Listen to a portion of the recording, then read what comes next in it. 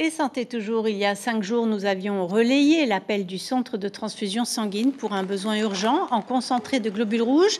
La situation s'est améliorée, mais le centre est toujours à flux tendu et demande aux donneurs de se mobiliser de manière constante. Pour en parler, nous recevons ce soir le docteur Julien Brou, chef de service du CTS. Docteur Brou, bonsoir, bienvenue, merci d'être là. Vous travaillez depuis plus de 30 ans au centre de transfusion sanguine et il n'y a pas de répit. La demande augmente chaque année. Pour quelles raisons? Tout simplement, la population vieillit, la population s'accroît, donc les besoins sont importants. Le service de santé se développe. Des interventions chirurgicales très consommatrices en produits sanguins se mettent en place. Lesquelles? Quelles sont les pathologies lourdes qui nécessitent ces produits? Les cancers, les maladies du sang, etc., les accidents, les femmes enceintes, la néonate. Tous les services sont de très gros consommateurs en produits sanguins et le CTS doit être au rendez-vous. Alors, il y a Tahiti, mais il y a aussi les hôpitaux périphériques. Lorsque vous avez commencé, Ayatea, par exemple, avait besoin de 80 poches par an, c'est ça? Oui, c'est ça.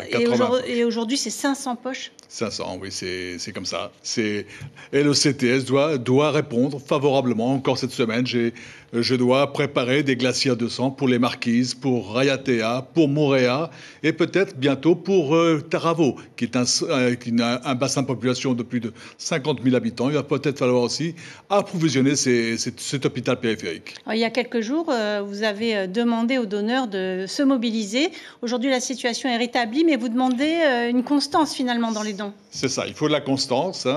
Trop de sang, ce n'est pas non plus très confortable. Pas assez, c'est une pénurie, c'est très délicat et difficile à gérer. Donc il faut toujours, au quotidien, tous les jours, au moins 20 donneurs de sang pour pouvoir approvisionner correctement mes dépôts. Quelle est la fréquence pour un donneur?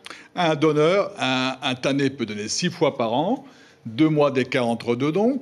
Une vainée 4 fois et 2 mois d'écart entre 2 dons, jusqu'à 71 ans. Alors on peut donner du sang, mais aussi du plasma, des plaquettes. C'est quoi la différence? Le sang est un milieu complexe, extrêmement riche. Donc il y a des plaquettes, des globules rouges et du plasma. Donc on est capable, nous, de séparer les différentes phases et de récupérer du plasma, des plaquettes ou des globules rouges.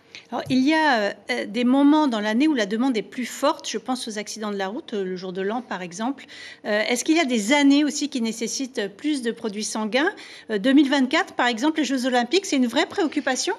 Oui, là il va y avoir toutes les télévisions internationales, les télévisions américaines. Il ne va surtout pas que le CTS soit pris en défaut. Donc il va falloir que je sois présent, il va falloir que je mette en place une organisation fiable, robuste pour pouvoir gérer cette situation du moment avec des sportifs internationaux.